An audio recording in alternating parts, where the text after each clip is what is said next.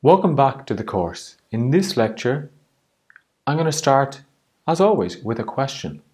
And the question is, who do you want to be? Now, a lot of people, when I ask them that question, they say, well, I can't be whoever I want to be. I have to be.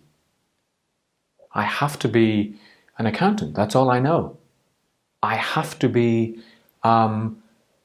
a trainer. That's all I know. I spent 5 years, after all, in college learning how to be an accountant. I spent 4 years learning to be a trainer. That is who I am. And now you're asking me, who do I want to be? Well, the truth is, every day is a new day for you to reinvent yourself. The past is the past, and there's actually nothing we can do with the past except learn from our mistakes. So, you made a bad career choice when you decided to join your most recent company 2 years ago. Does that actually mean you have to stay in that company? Of course not. Today is a new day to start looking for a new job. Okay? Now, you can reinvent yourself, but the first thing is to accept that change is possible and that change can be difficult. I'm not going to say it's always difficult, but I know from, for example, moving from Dublin to Barcelona, that there was an uncomfortable feeling in my stomach. There was a lot of doubt.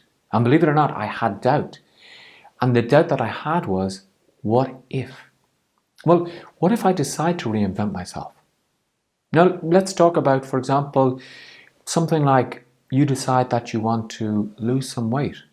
You're effectively reinventing yourself into a healthier person. But sometimes there's doubt there. And why is there doubt? Because you can be afraid, what if this doesn't work out? But let me just reframe that question and ask you, what if changing yourself does work out? How is that going to change your life? How is that going to change your future? Well, it's going to be dramatic. I do believe that a lot of the times we're hardwired to look at the negative rather than the positive. And if we look at the negative, we think, well, I'm not going to try and change myself. I'm not going to try and get more educated. I'm not going to try and change my job because it's probably not going to work out. If I try and I fail, I'm going to feel bad. So the best thing to do is actually not to try at all. And then I feel great. I'm in my comfort zone. I'm happy. But you see, the problem is that by doing that, you're not going to grow into the person that you could be. Or should I say, the person that you should be. Because I do believe that we all have something to give everyone else in this world. Perhaps it's giving lectures. Perhaps it's training. Perhaps it's imparting some knowledge that you have that others don't have. Maybe you are a fantastic handyman or handywoman. Maybe you can give that knowledge to others by setting up a course on Udemy, by maybe recording YouTube videos. Maybe you have come up with an amazing training program for fitness.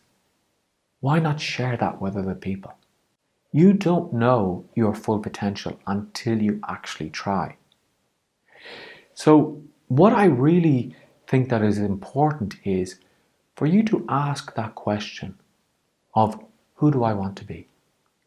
And again, don't censor yourself when it comes to the answer to that question. Now, this can be a question that is very open to interpretation. I want to be a better husband. I want to be a more loving parent. I want to be a better manager. I'm not telling you what you want to be or what you should be. I'm asking you, what do you want to be? And you have to, again, reflect inside yourself and say, okay, on an emotional level, I want to be a more caring person. I want to be a more honest person. I want to be a healthier person.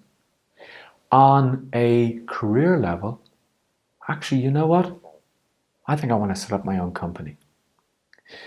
I think I want to travel the world.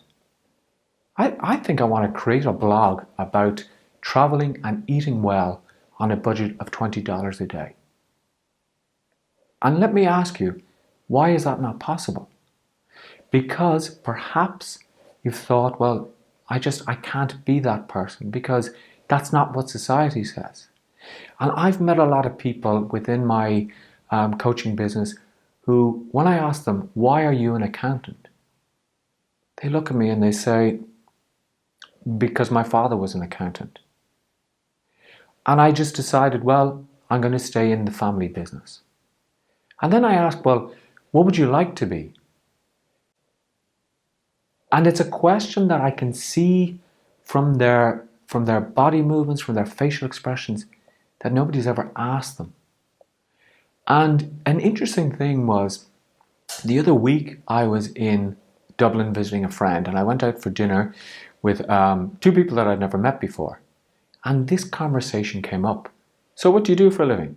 Oh, I'm a HR director for an IT company. Okay, do you enjoy it?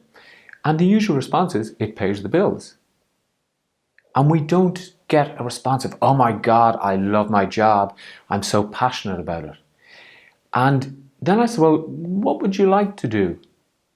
And the person said to me, actually, I write screenplays. And I thought, wow. And it was very interesting. She said that she had a particular genre that she wrote about inner city Dublin people, and they were comedies. And I thought, wow, that would be amazing. And I said, well, what are you going to do with all these screenplays that you have? And she kind of looked at me and she said, well, she said, I have to pay the bills. And the answer really that she was saying was, she was afraid to take a jump and maybe try and sell these screenplays, maybe try and bring them to a producer to see if they were interested.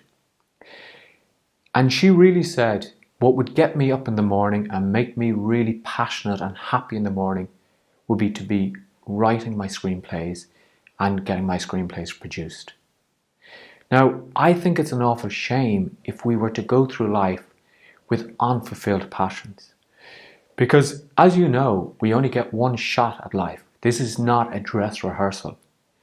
And I always think of future projections, and I think in 30 years' time, when I'm lying on my deathbed, what am I going to regret not doing? And think, wow, I should have traveled the world. I should have decided to live in another country. And then is not the time to say, well, I wish I could go back in time. So the only time we really have is now. The only time that we can do something is now. And when is the right time to do something? The right time is to do something now. In the resources, again, I'm going to ask you to download the PDF that we have, which is going to actually, it's a very simple PDF, and it is, who do you want to be? And remember, you have the power to change who you are. You have the power to take the first step to change who you are. And when we do our goal setting lecture, we're going to talk a lot about this, of how to set the proper goals to get to where you want to be.